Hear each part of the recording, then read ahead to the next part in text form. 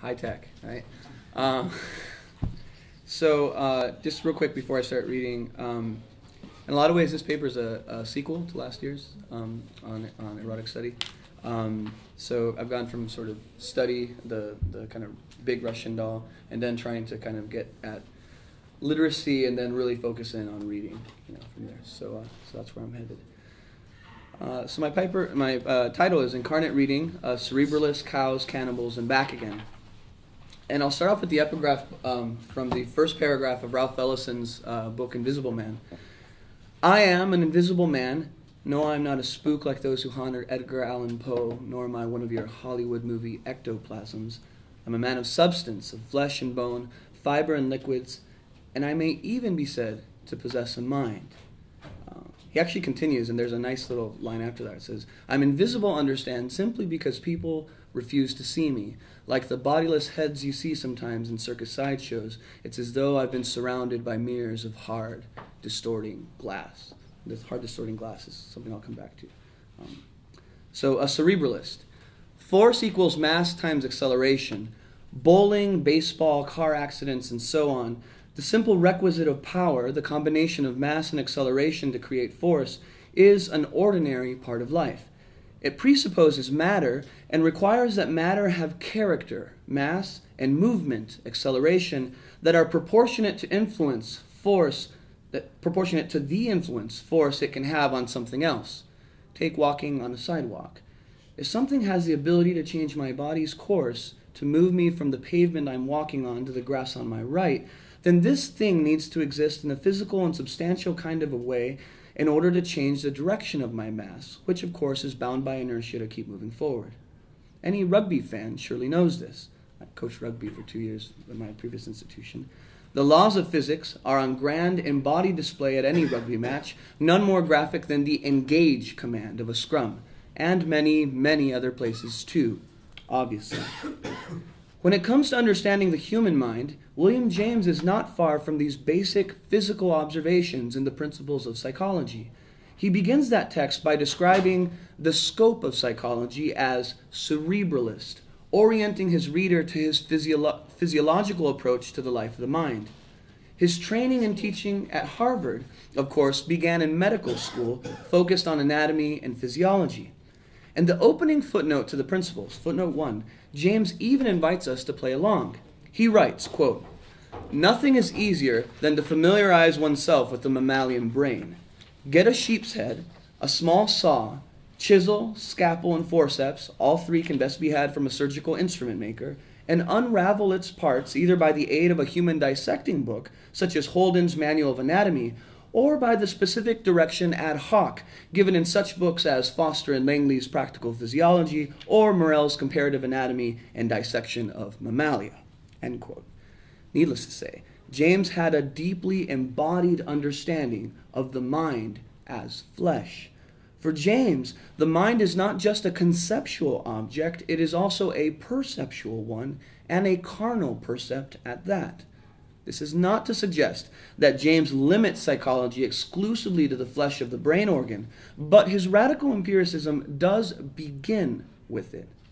In the early chapters of his principles, James's theory of mind is primarily, if not exclusively, material. In chapter 4, on habit, James describes the mind using the word plastic.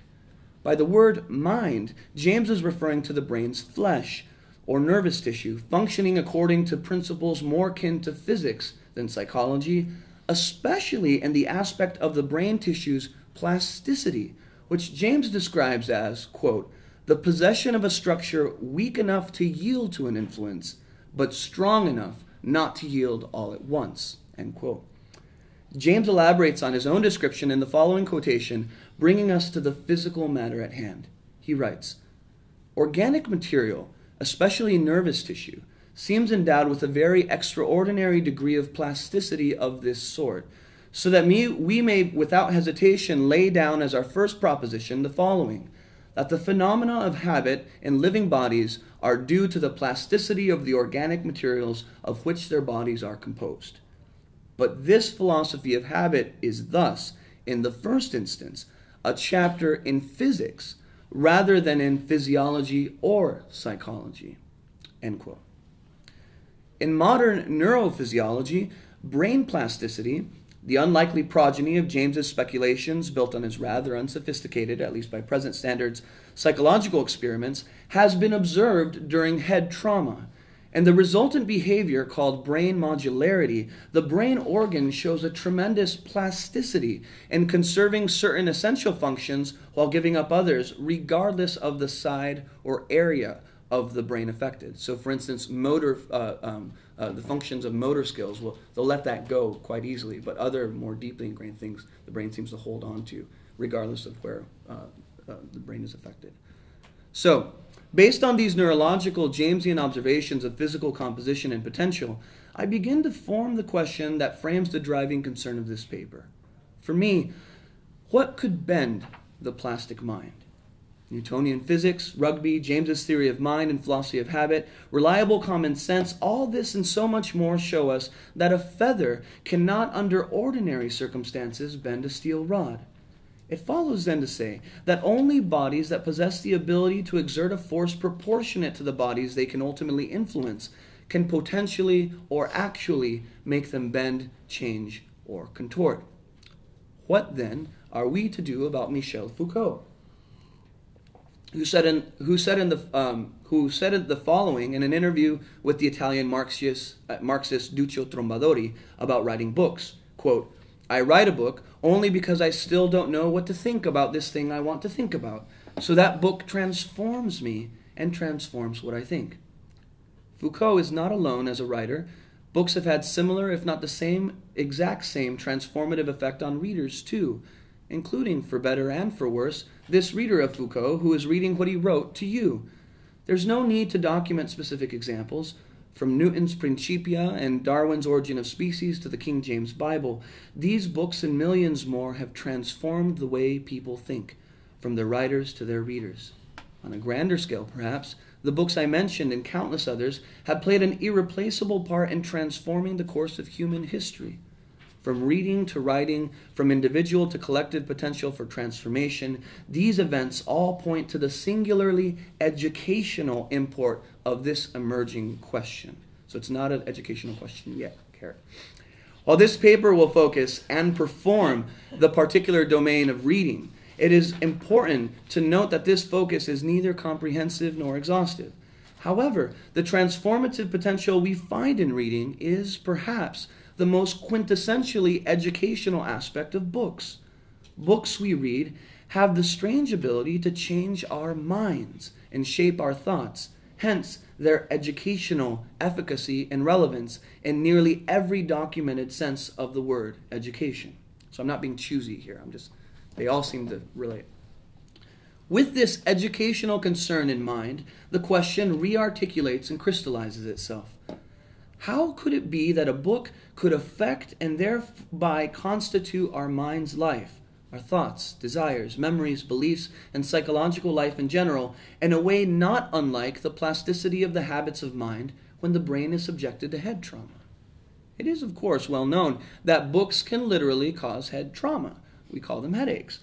But more seriously, does this material and physical encounter among books and eyes and nerves and mind and so much more meet even the simplest concrete requirements of physiology and physics? Or are they exempt somehow from making any physical sense to us in terms of embodiment and force? Does philosophy skip physiology and physics? Where did materialism go? The claims embedded in asking these perhaps unfair questions is related to the international enthusiasm today and what some are calling the new materialism. For example, object-oriented ontology, the object-oriented ontology movement in philosophy, the Twitter hashtag is OOO, begun by Graham Harman and also executed by Tim Morton's work in ecology, and the critique of ideology in the work of Slavoj Žižek.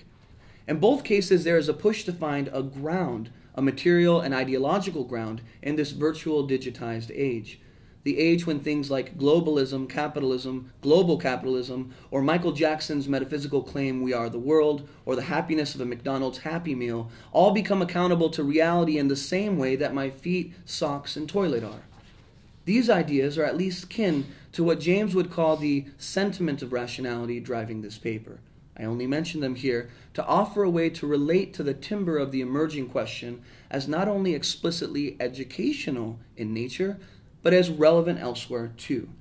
This aside shows parallel contemporary theoretical concerns in philosophy, cultural studies, art, and beyond.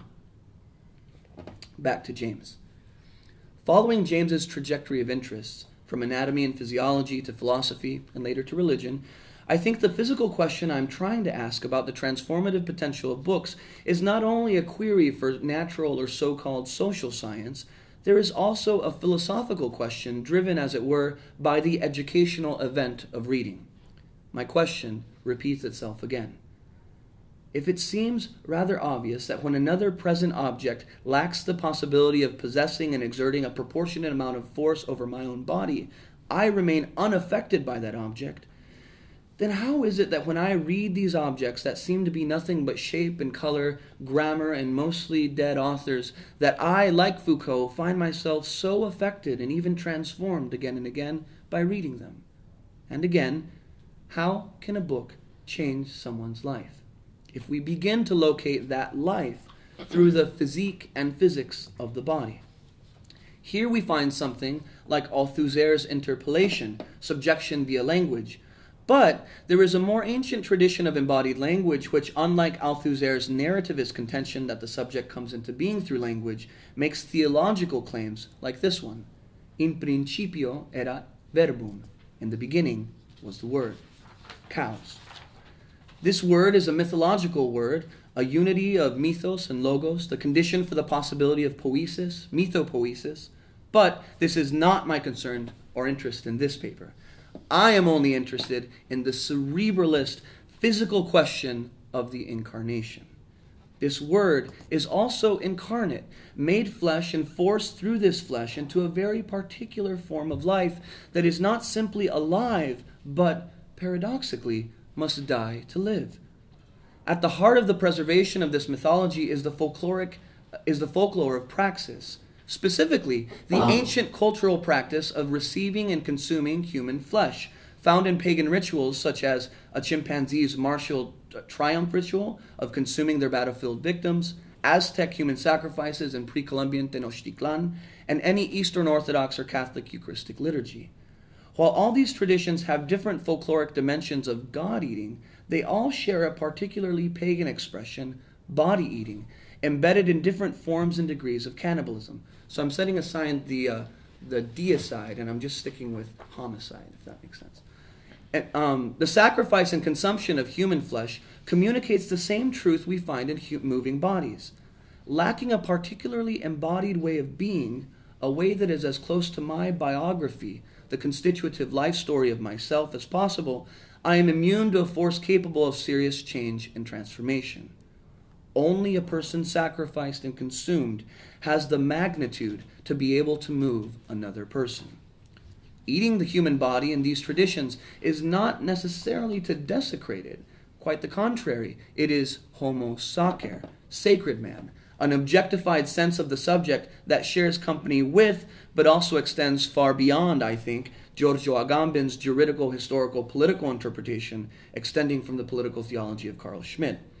And from these death rituals, we find a striking possibility for the metaphysics of a text that does not take its physicality for granted. What a text must offer in order to be and exist, in order to wield the force necessary to change our minds and our lives. This possibility is not only anthropological and metaphysical speculation, it is also genealogical and literary.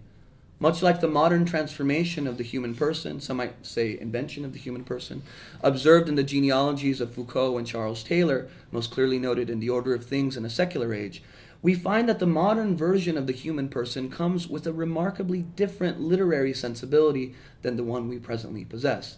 If I was to be more exact, it would just simply say the human person is invented with a remarkably different literary sensibility. As I noted in response to Kevin Gary's essay on reading at this very meeting 3 years ago, M.T. Clancy notes, quote, traditional monastic reading in particular bore little relation to the modern literate's approach to a book. Lectio was more a process of rumination than reading, directed towards savoring the divine wisdom within a book rather than finding new ideas or novel information." End quote. Clancy goes on by quoting Anselm's Meditation on Human Redemption, where Anselm invites his reader to taste the goodness of your Redeemer, chew the honeycomb of his words, suck their flavor which is sweeter than honey, swallow their wholesome sweetness. Chew by thinking, suck by understanding, swallow by loving and rejoicing. In these sensual passages, Anselm continues the long culinary tradition of alluding to reading and exegesis that go at least as far back as the Babylonian exile of the Hebrews, where the prophet Ezekiel testifies, "He said to me, Son of man, feed your stomach and fill your body with this scroll which I am giving you. Then I ate it, and it was sweet as honey in my mouth." This sense of literacy is not only a historical phenomenon among theistic religions, hardly a practicing chimpanzee, Catholic or Aztec, and not remotely Judeo-Christian or theistic in his sympathies. Friedrich Nietzsche shares the same culinary sense of literacy. His quintessentially critical sense of the matter recalls Emerson's assessment of reading in Self-Reliance, the famous phrase, "Our reading is mendicant and sycophantic." But for Nietzsche, the culinary element remains. In the introduction to the Genealogy of Morals, where Nietzsche instructs his reader on how to read his writing, especially his aphorisms, he says the following: "An aphorism properly stamped and molded has not been deciphered when it has simply been read. Rather, one has then to begin its exegesis, for which is required an art of exegesis. To be sure, one thing is necessary above all if one is to practice reading as an art in this way, something that has been unlearned most thoroughly nowadays, and therefore it will be some time before my writings are readable, something for which one has almost to be a cow, and in any case not a modern man: rumination." Nietzsche's most direct words on writing, and thus spoke Zarathustra on reading and writing, are also quite carnal, adding to his instructions on reading. Quote, "Of all that is written I love what a man has written with his blood. Write in blood, and you will experience that blood in spirit." Building on these religious, culinary, and even somewhat gory approaches to reading, we now turn our attention more closely to the thing in question, the book and mind and more, a physical, psychological collision.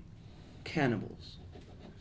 While I find the literary sensibilities of Anselm, Ezekiel, and Nietzsche to be effective descriptions of reading, leading to far richer notions of literacy than the conventional idea that reading and writing and text themselves are disembodied and purely instrumental objects, I also suspect that these authors and these traditions don't go quite far enough in their consideration of the matter at hand.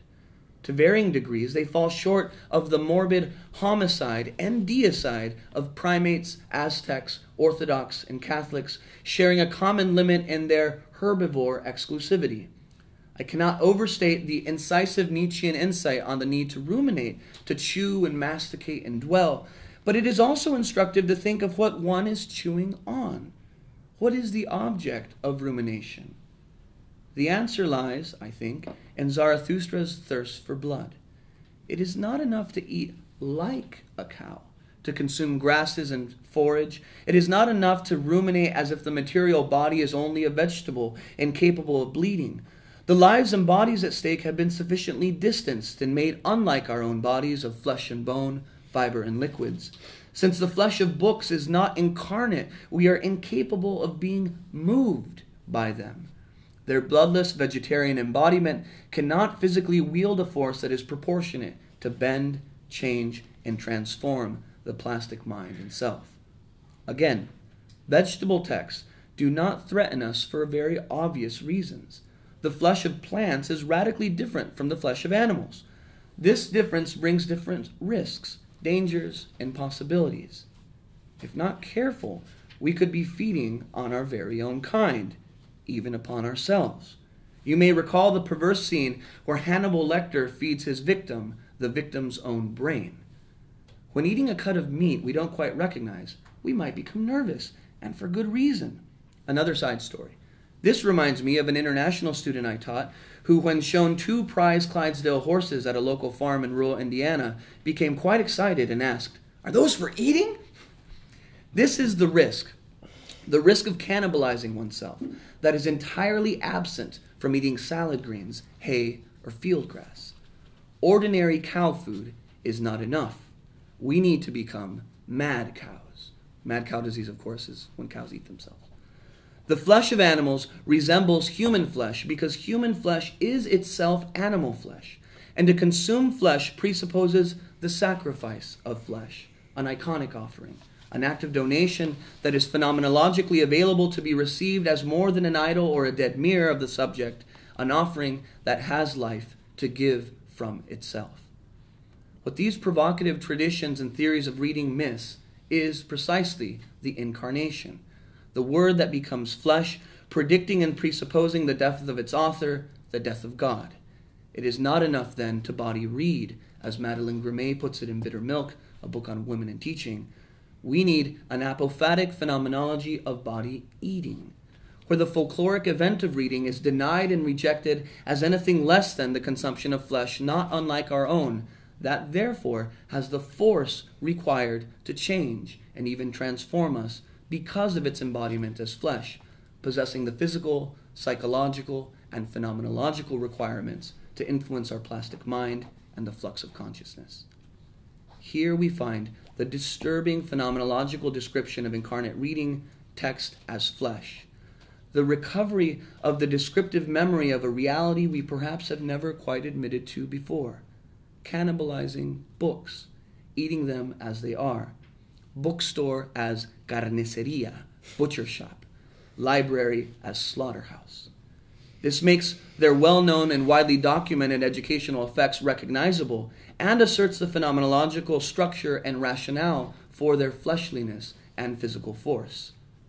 I do not mean to make literacy into some violent, masochistic, or anti-vegetarian practice. After all, these are not normative or prescriptive claims, only descriptive ones. Plus, somewhat passive-aggressively, I suspect that moralistic critiques against the idea would primarily be ways of coping with the traumatic fact that we already are, have been, and always will be body eaters in this sense. Even if we all became strict practicing vegans, when the effects of existential transformation through reading happen, we enter into an inevitable sacrificial offering, as opposed to a mere exchange that, like the consumption of animal flesh, cannot be sterilized from its phenomenological reality by simply changing the narrative, the words and meanings that mask the real. Even when we call it poultry, how polite, we cannot escape the phenomenological reality. We are still consummating a bloody sacrifice of an objectified and delicious homo sacer, the exceptional chicken, our animal kin given to us as food, the sacrificial victim who dies so that we may have life. In the very same way, the fact that reading and writing have been gentrified into polite instrumental objects, mere instruments for the production of learning, does not change their phenomenological reality. And in this reality, we find the literal educational subject matter at stake. If this imagery sounds too extreme or melodramatic, we might be consoled by the fact that the consumption of text has widely been acknowledged from Lacan to Derrida as a form of language violence and author death. If these theories tell us anything, if they show us anything, it is that something, a thing, must be at stake when events of literacy take place, and physics and common sense dictate that something, the offered gift, must be physically proportionate to its victim if it is to be capable of producing the same sorts of effects that are well known by those of us, the victims who read and write books, and feed those books to our pupils as I am feeding you this paper, and therefore myself, to you orally. The liturgy of one's own word is always suicidal. Again, this is not an encouragement for bellicosity or gore, nor is it a mockery of suffering or the sacrifice of the offering. It is simply a reminder that we have already, I have you as it were right now, embarked, and we are embarking on in this very moment on an embodied phenomenological journey of life and death, plagued by the invisible vertigo experience Ellison describes in the epigraph of this paper and prologue to his novel Invisible Man, anchored in the man of flesh and bone, Unamuno's hombre de carne y hueso. The contrast this weighty 220-pound incarnate anchor provides against the unanchored common sense of reading and writing taught in schools nowadays becomes a question of whether books are simply things to learn, provided that we chew or study long enough in order to extract knowledge and test answers and proper funding, or more radically, whether the actuality and potentiality of reading and writing is an erotic death ritual, an occasion of erotic study, in which my body, mind, and heart are at stake in the looming present offering of an author who has died, is dying, and will soon die, so that I and those who read her may live and be changed. Back again. We return to William James in media res as he delivers the Ingersoll Lecture for 1897-1898 at Harvard. His title is Human Immortality, Two Supposed Objections to the Doctrine. Nothing has changed since the publication of his principles 8 years earlier. James is still a cerebralist. However, in this lecture, he reveals the radical potential within his cerebralist approach and its ambitious breadth and depth. He begins in earnest with this plea, quote, I beg you to agree with me today in subscribing to that great psychophysiological formula, thought is the function of the brain.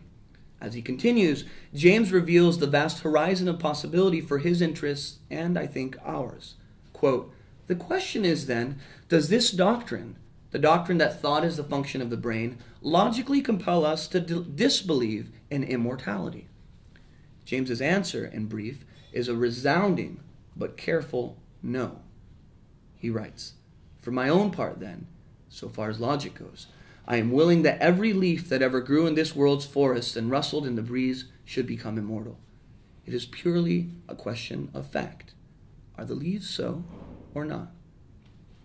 This continuous line of cerebralist reasoning from object to object and thing to thing, this concrete journey that takes us from nervous tissue to habits, from material books to writing and reading them with the possibility of transformation, from the brain to thought and consciousness to the possibility of immortality, this is the phenomenological pathway that can voice a reply to the question of what the event of reading might be and who we might become because of it. First and foremost, it requires flesh, an incarnate sensibility in order both in methodological orientation, beginning with flesh, as well as in actual descriptive content. In the end, it is not as direct as it seems. Newtonian physics do not apply directly to the electrical circuitry of the brain. Things are more complex. The point here, however, is not to provide a literalist oversimplification of reading, but to consider its process and function in a way that begins with matter but leads beyond the confines of physiology and physics, in exactly the same way James the Cerebralist arrives to the point of defending the potential for immortality and the reality and value of religious experience in general. Also relevant to this year's conference is its genuinely interdisciplinary character. James, in this lecture, verifies this thoroughly. Before he begins, he notes that the question of human immortality, a question he considers, quote, to be one of the great spiritual needs of man, cannot be reserved to a single field or discipline. Whether one finds James' argument for immortality to be fundamental or utterly forgettable, there is little doubt that most of us here take the question of education to be of similar import and gravity. We might take his advice then as we conclude this consideration of something like the sine qua non of all academic disciplines, reading.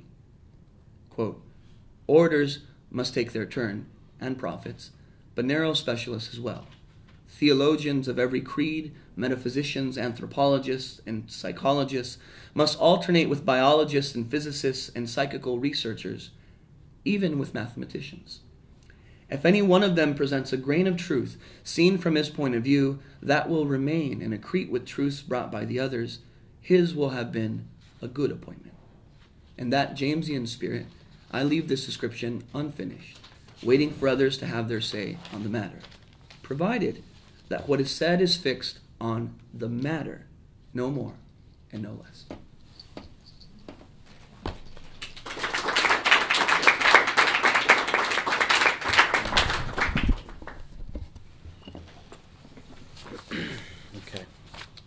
So my title of my response is Fragments in Response to Sam Rocha's Incarnate Reading, a Cerebralist, Cows, Cannibals and Back Again.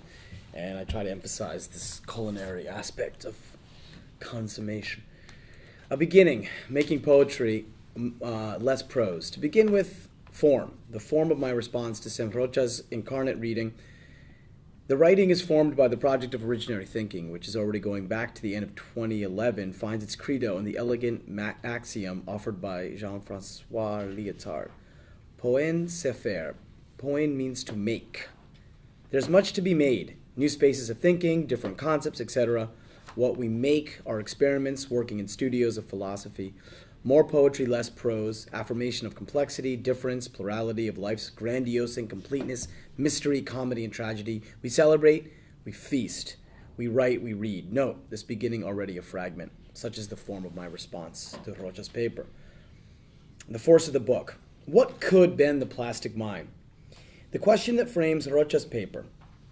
The paper appears italicized, the words, drawing attention, compelling, whetting the reader's appetite. I dig in. Thesis.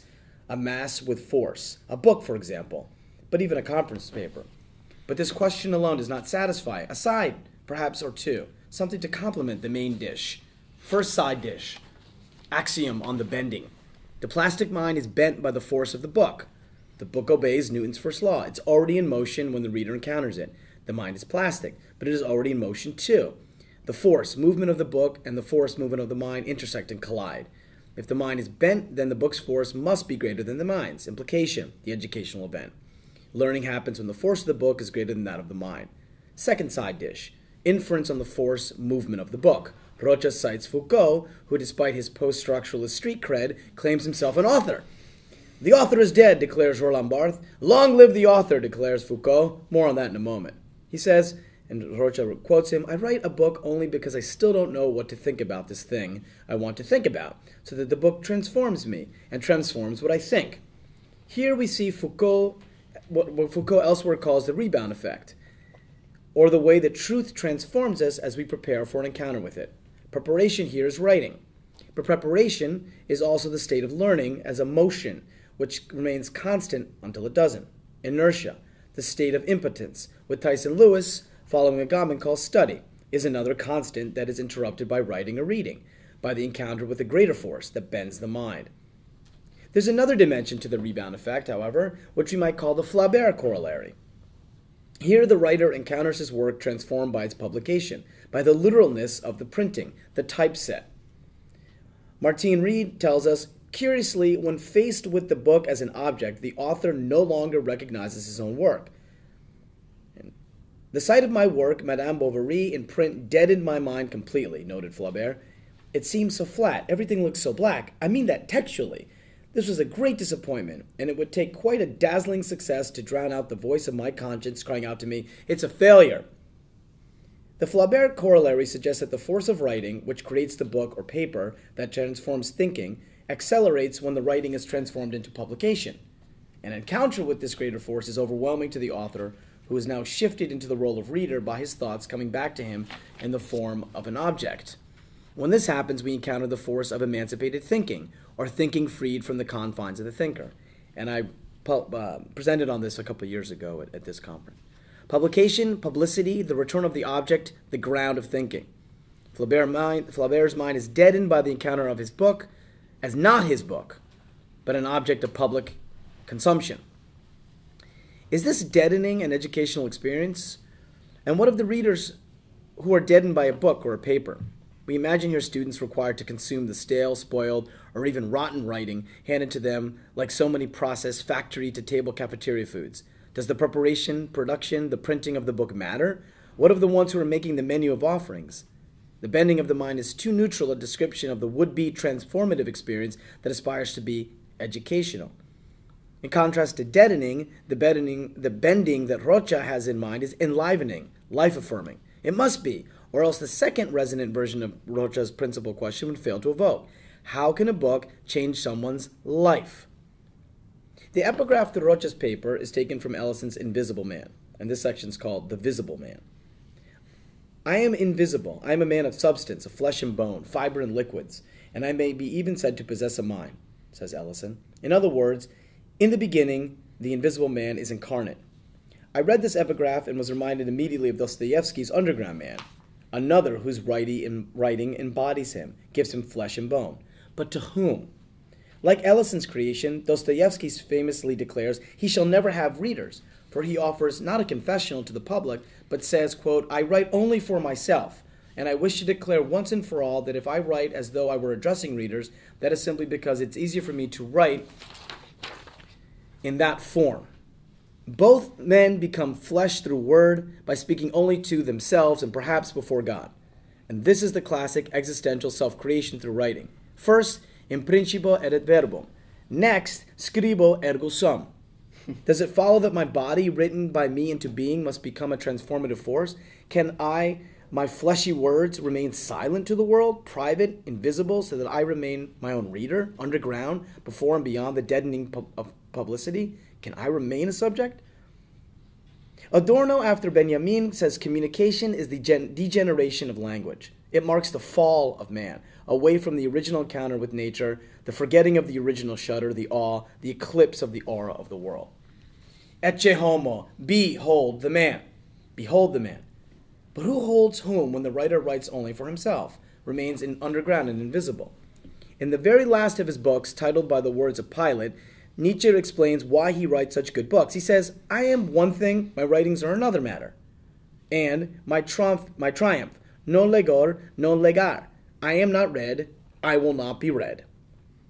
Is this the risk that Rocha exhorts? The risk of cannibalizing oneself? What does one sacrifice in becoming real, embodied, a man of flesh, bone, and substance, yet invisible, underground, cave dweller, alone in the desert? The tongue, yes! Via apophatic, the way to God through negation and silence. Apophantic phenomenology of cannibalizing oneself. Kierkegaard's leap of faith, an inverted Socratic dialogue. The Augustinian confessional.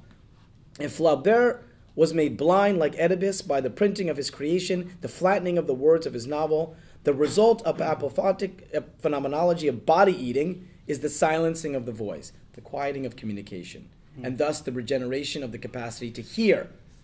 Redemption from the fall. Nietzsche's desire to be heard, a reversal. Somebody hears out of things, including books, what they do not already know. He says, Nietzsche, let us then imagine an extreme case, that a book speaks of all sorts of experiences which lie utterly beyond any possibility of frequent or even rare experiences, that it represents the first language for a new sequence of experiences.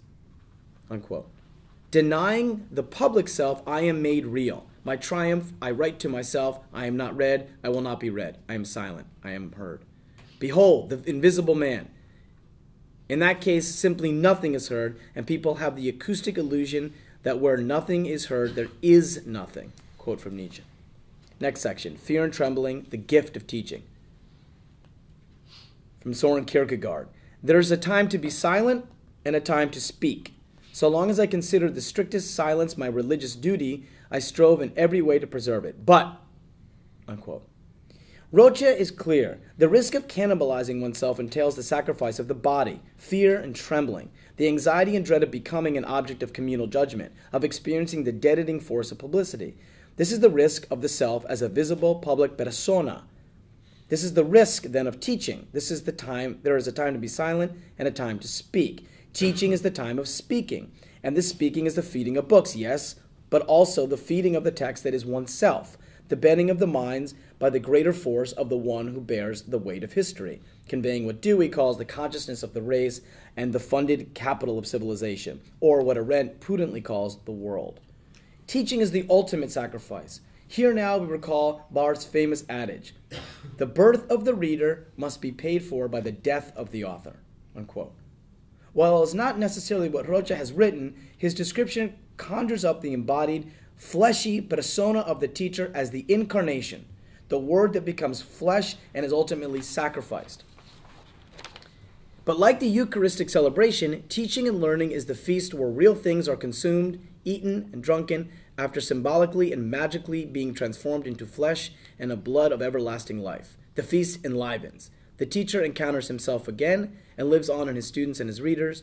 The mortal sacrifice is redeemed by the immortal life of the mind, understood as the collective cultural history of humanity at work. Teaching, the death of the subject, or becoming an object. Back to the things themselves. Husserl's maximum as an ontology of teaching. Existential trinity. In itself, for others, in and for itself and others. And ending. Third law, translated. For every action, subjectivity, writing, self-creation, there's an equal and opposite reaction. Objectivity, reading, self-sacrifice. That's it. Thank you. A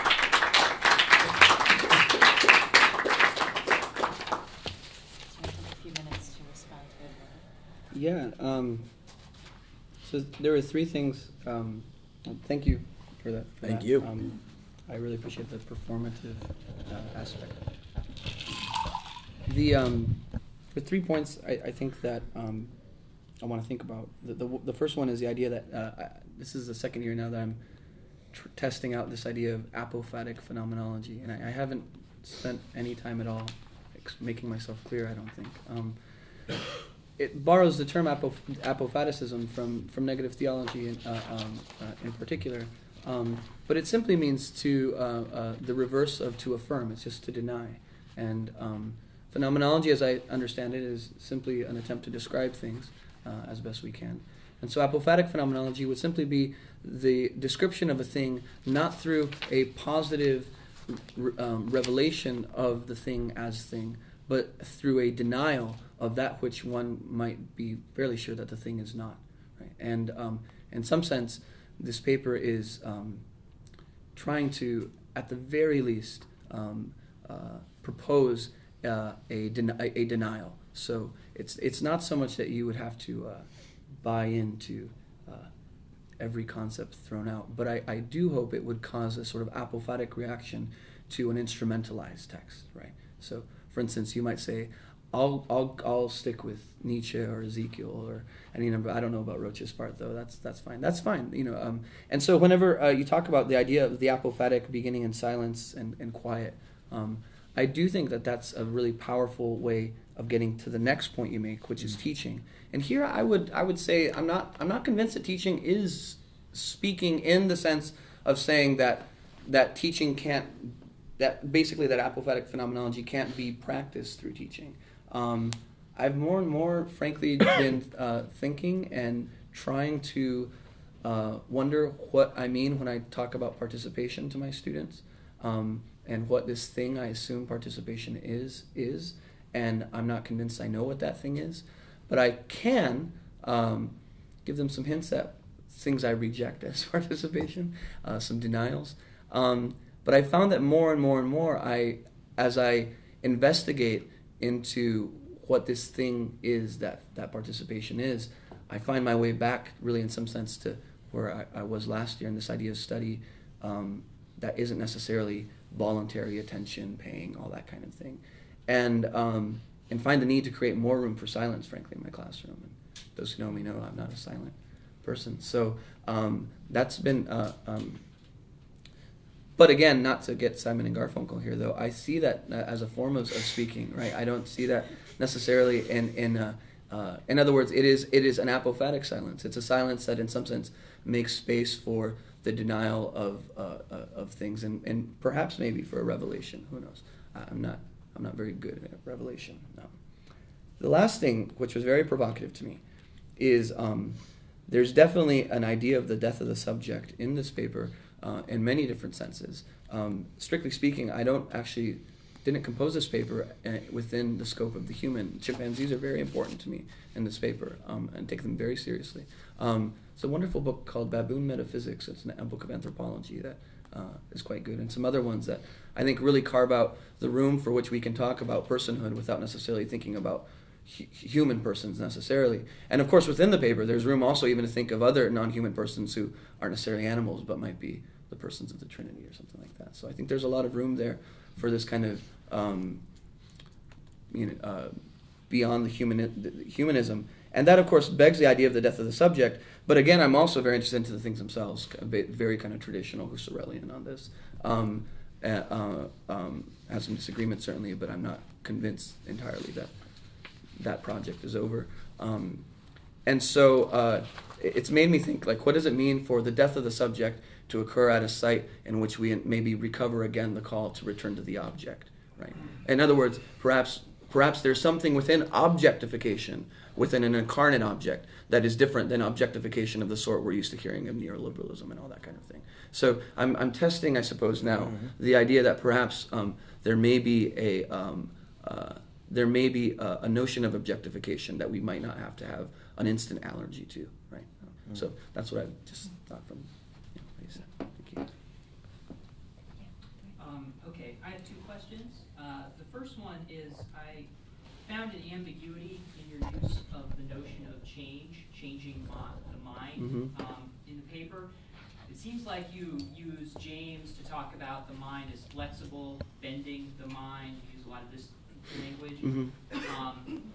So that's, I think, fairly conventional notion of mind, that there's some continuity that links the past to the present. There's a history in the mind. It can change, but it's linked with some sort of continuous flow or stream, to use James's language.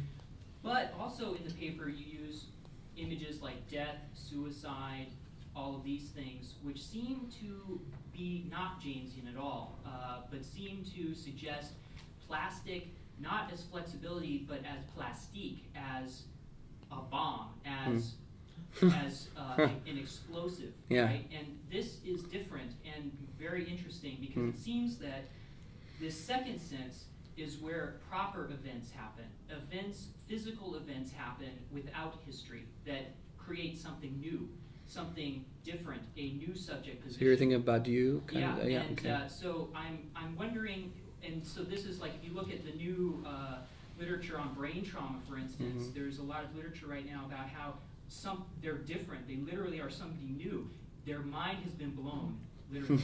And so I'm just wondering if you've ever thought about differentiating these two notions of plastic and what the educational value of the second would be. I mean, are schools places, or is education a place where we can blow minds, or should we blow minds? So that's my first question. The second question is, I feel I like that you focus on eating the text, of ingesting the text, but I find that there's some sort of like Catholic repression of the body in this metaphor as well. Because if we're really eating words, and words are flesh, then we're digesting them, and what about shitting, you know? And where's the digestion process? And so is the writer the one who shits words, and we eat that shit? And secondly, is the teacher the one who belches publicly? And maybe that's why teaching is obscene. So anyways, I'm just trying to push you a little bit to really think about, if you're really describing something,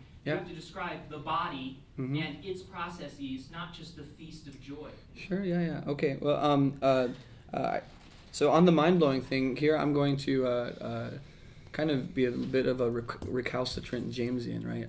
I think actually that James's notion of mind is, so the lecture I ended on, which is not very, it's not widely available in print, but you can read it online for free. It's Human Immortality, Two Supposed Objections to the Doctrine. There he maintains the traditional framework of stream of consciousness, all that kind of things. But he makes a distinction between productive function and transmissive function. And whenever he moves into the transmissive function, this allows for him to make the move into the possibility of immortality, right? And I actually think that if you read backwards from that idea of transmissive function back into the principles, I think there's actually a much less linear conception of mind within James. I would even argue there's room for an almost room for an unconscious within James's theory of consciousness, right? However, that doesn't take anything away from this very rich notion of the plastique and mind-blowing and what have you. And I think there's still room for that there. However, I would push up against the idea that these two notions are one is sort of Jamesian and the other isn't. I think they're both in there, and I should do a better job of maybe carving out very clearly where I see those moves in James. I feel fairly confident about that in terms of my understanding of James. The second, on the gastronomic principle and on shit, that's interesting. That's very interesting. I didn't mean to, frankly, present a prim body. I mean, fiber and liquids, and however, perhaps it was. I mean, uncle on the perhaps repressed Catholicism or whatever, I suppose. But that's a different issue. No, I understand. But here I want to be very clear, right? Because this question came up to me last year in the study thing of this kind of, isn't this celebratory? I suppose it's an aesthetic problem for me. I just need to get darker. I thought this was sort of as dark as... Well, why can't we celebrate shit, though? No, I agree. But I never meant to necessarily exclude that. However, you'd be surprised that in the early church, there was quite a bit of interesting writing about the problem of the consumption of the host and the drinking and what to think about the gastronomic process, and are we shitting Christ, these kind of questions. So it's not outside the domain, I would say, at all of this. It's certainly not something that I jumped into perhaps with enough vigor to leave that part open, but more than welcome to take up the shitting part from the end. Yeah. We need gastronomers too, I suppose, along with the mathematicians and everyone else. John and... Sorry to make this a Catholic affair, but it's not. I'm not a Catholic. Well, I think actually the plasticity issue is quite interesting, because when you were talking about all this, I know you're talking about texts, but I also kept thinking, and this is where I come from, I kept thinking of the whole cannibalism stuff that you find in Dali, the whole stuff which is actually linked to Catholicism in Dali, the whole nicotine stuff. But the plasticity, as you know in Romance words, arte plastica, is very much intrinsic to the kind of... but also let's not forget how plasticity is used in Dewey as well, in terms of dispositions, in terms of the flexibility of that. Now, I don't know how that translates, because I keep thinking, where is Peirce here? He keeps coming back. That kind of mad pragmatist who kind of sort of allows me to engage with it.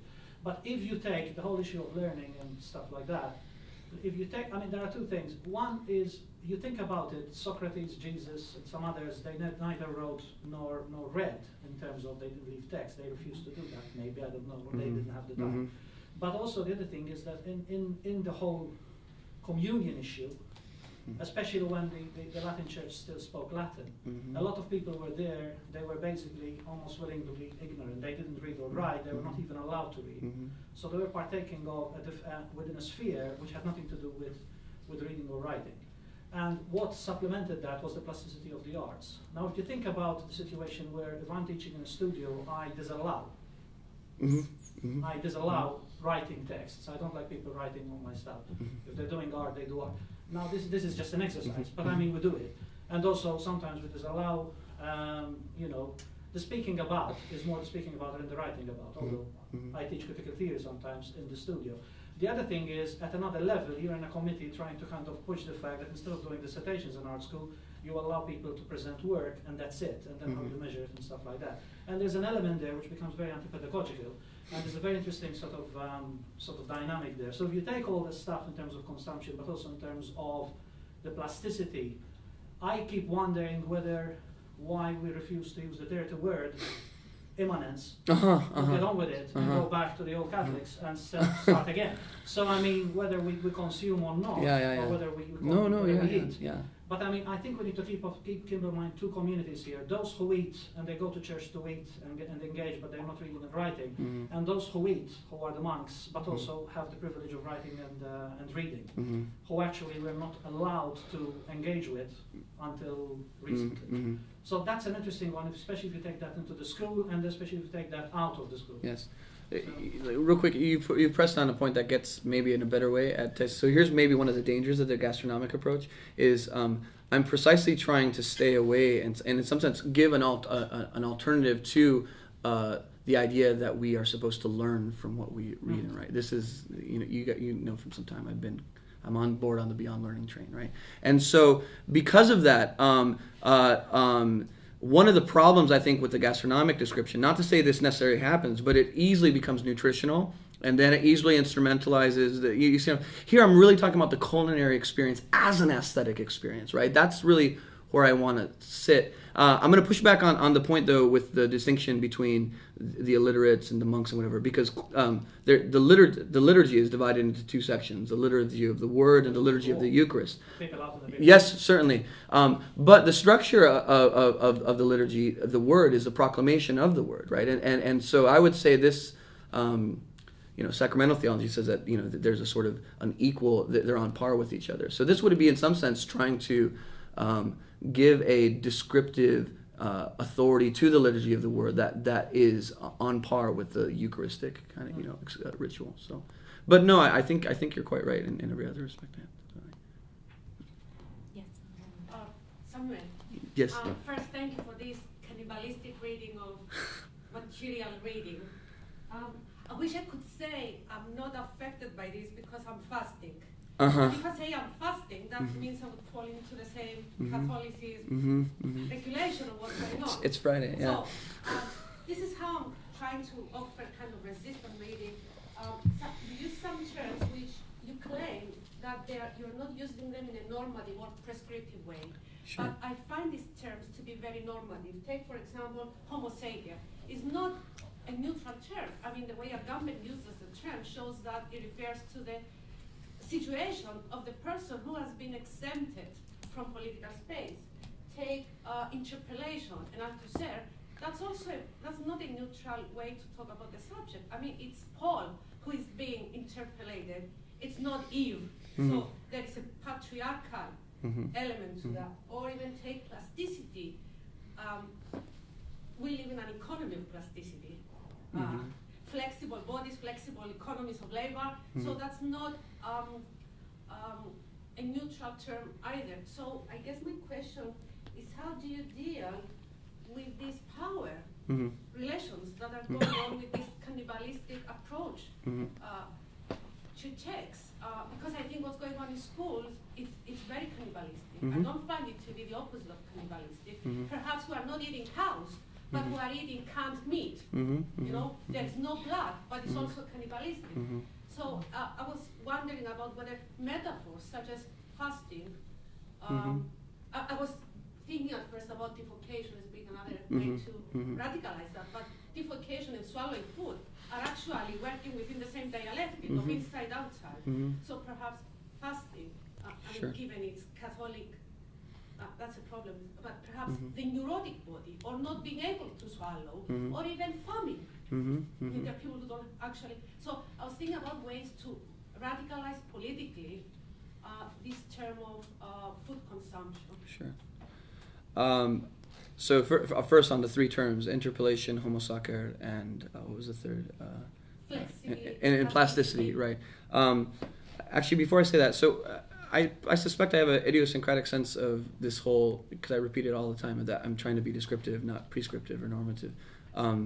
In a recent paper I published, I was pushed pretty hard on that I was actually being normative, so I created another category of soft normativity versus hard. And so, I mean, it's a recurring problem, right? And I think you're right.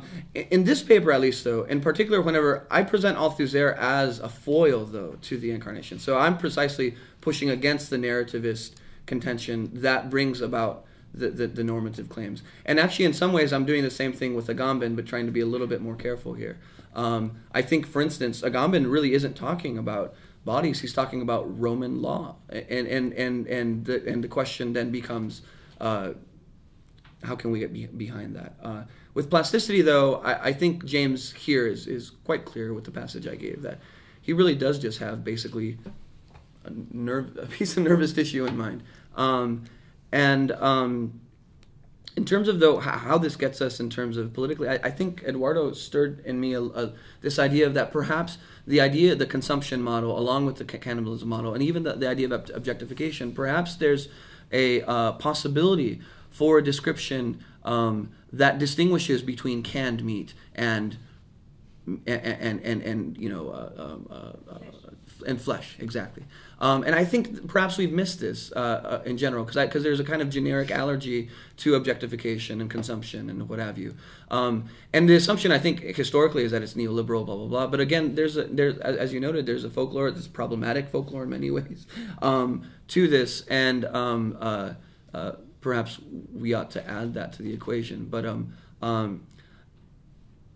I don't see any reason why the political and power dimensions here could be brought in. But again, when I pick up Foucault, it's in the late 70s when he's giving this interview, and it's a different concern for Foucault. And in some sense, I use Foucault because he has all the street cred one would need for power and politics and what have you.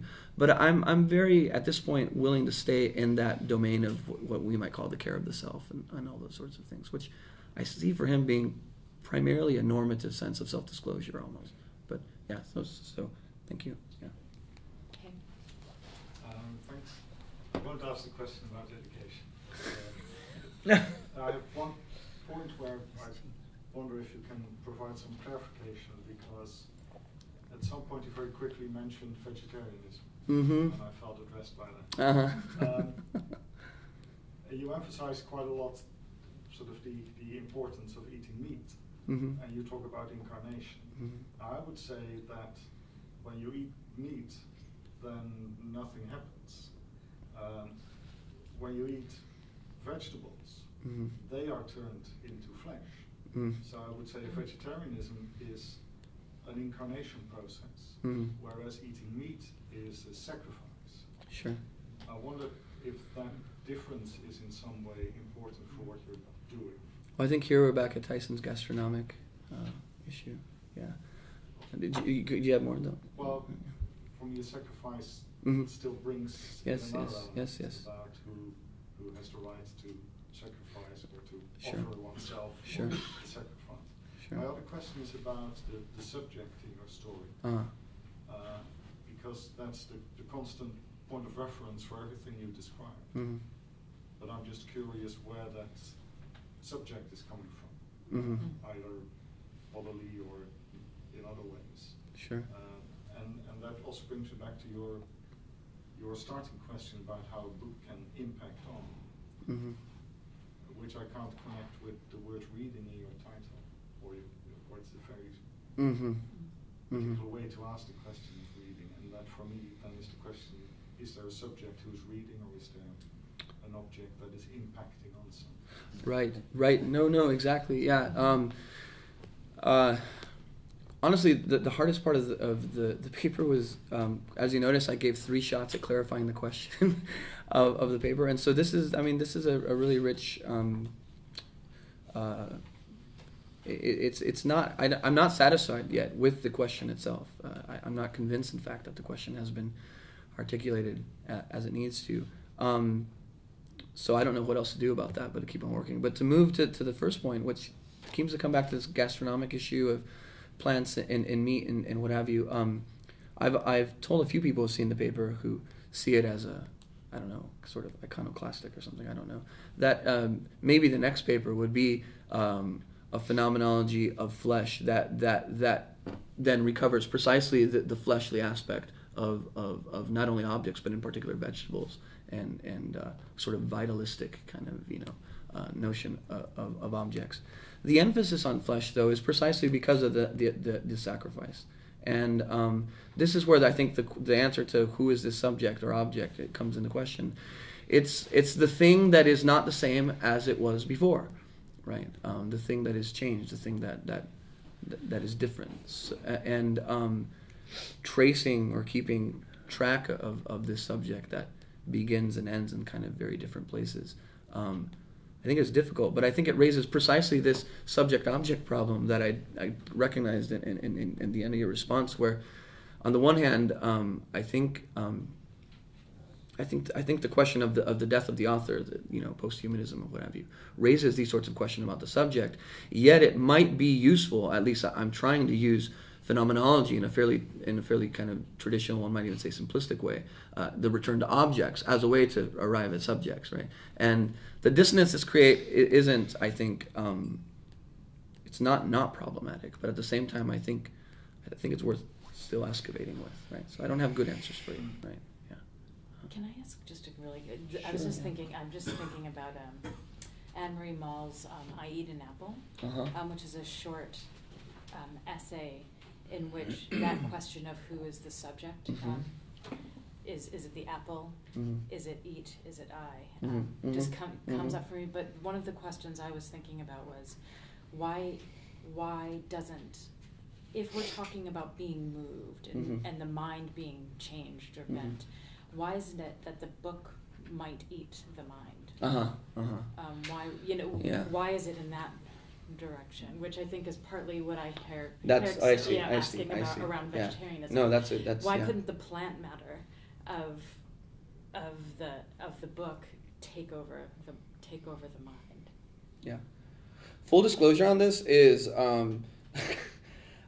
if you're familiar with like Illumination theology coming out of basically the life of Francis and this kind of panentheistic vitalism that comes out of it,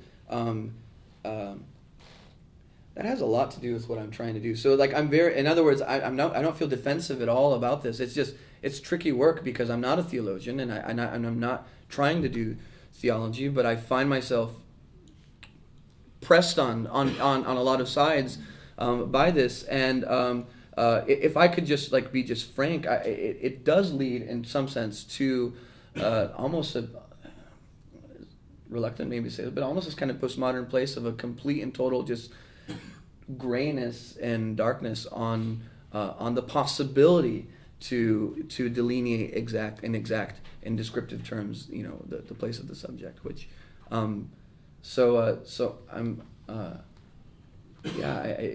I think a book could eat someone at some point. I haven't done the descriptive work yet though to really make that point. So Claudia. I think these questions are probably slightly more pedestrian, but I was struck by your metaphor that you used early in the paper of how a feather cannot bend a steel rod and Under ordinary circumstances. Under Right, ordinary yeah. circumstances, but you keep talking about force. Mm-hmm. And so, you know, I was thinking of experiences of reading texts where for some texts I feel literally smacked upside the head. Uh-huh. So that's really the text Uh-huh. as Wrecking Ball. Uh-huh. Other texts are more like Yes. being locked in a bedroom with a mosquito. Yeah. Where Yeah. Just annoying. this kind of buzzing keeps Mm-hmm. coming back. Yes. And I could swat it. Yeah. But so remains the issue of incomparable physical force, but there's very much this insistent kind of Mm-hmm. that keeps coming back to you, right? That's so descriptive. That's great. So that's one question about different kinds of force. Yes, So when yes. you say like what does it take for me to be moved off the sidewalk onto the grass? Uh-huh. It need not be something with great physical force. Mm-hmm. The other thing that I didn't hear you talk about was the experience of reading and the difference it makes whether I read a text silently, whether I read a text out loud, Right. and literally kind of take, you know, somebody else's words into my mouth Mm-hmm. and Yes. utter them and give Yes. them sound and Yeah. breath in them. Inspire. Right. Yeah. Or whether I actually, as I just came out of an archive where I had to sit and retype. Mm-hmm. So I literally sat and wrote Derrida's words for 4 days Mm-hmm. because I had no other choice. Mm-hmm. So, but it was actually an amazing experience. Mm-hmm. It was an amazing experience, and I tend to read out loud, but it still is. So these differences of words becoming my motion, my movement, words becoming my breath and my sound, or words remaining silent, Yes. is a very different corporeal experience of reading and affects my mind differently. Yes. I think, I mean, if you just add to that the real bummer, right, that Newtonian physics doesn't have an analogical, strictly speaking, ability to disclose nervous circuitry and basically, I mean, I think this is the move though from body to spirit. My interest though is purely and exclusively in this case methodological. So I want to think about what it is to give a description when we begin here and then allow ourselves the freedom to go as far or wherever we want to go. And I think this is an example of how far one can go, right? I mean, and the other point that you were kind to not, you know, nail me on, but it's a problem I think in the paper is just that there's no distinction between kinds of experience. It's a fairly flat account, right, of reading. And a lot has to do with time and you know the problems of those sorts of things. So I think it's all absolutely, you know, real and concrete though, right? And that's what I appreciate about Zizek. He's talking about ideology and he's talking about things one might talk about in concrete terms, but he's talking not about virtual reality but about the reality of the virtual. So it's a very concrete notion of the abstract, right?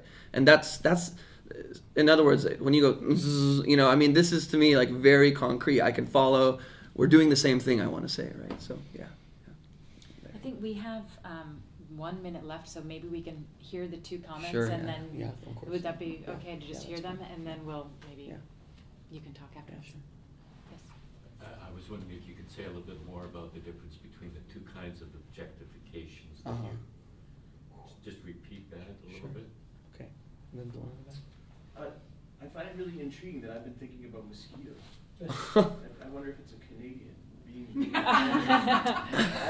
don't know.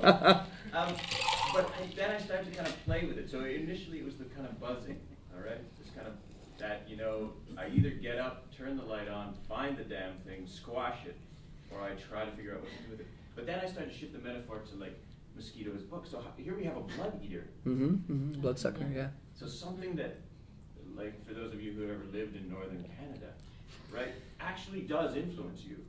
Right? You do make decisions about what you do with it. Right? So this tiny little thing that causes this kind of impact. So again, the first kind of conversation. But then I've had malaria. Wow. So Bad air. We get blood from somebody, carried, eaten, right? Bumps into something else, get a different kind of force. And what happens is that person goes through abject pain, fever, and potential death. Right? So I guess my question then becomes, how do we distinguish Sure. what we're eating? Sure. And being eaten by? Yeah. Yeah.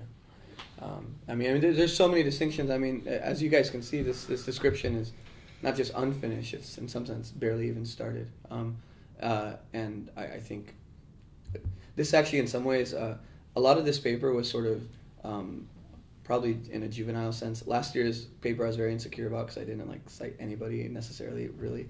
I just was just kind of working through things.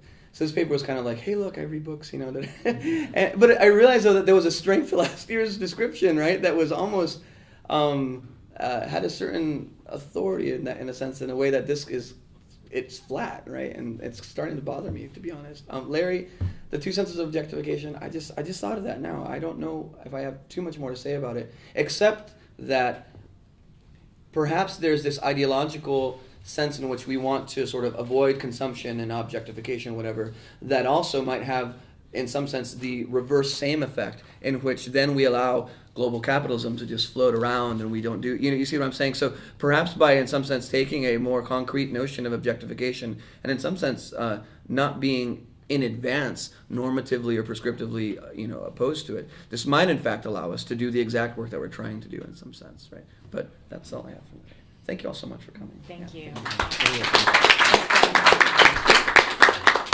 Man, that ending got me.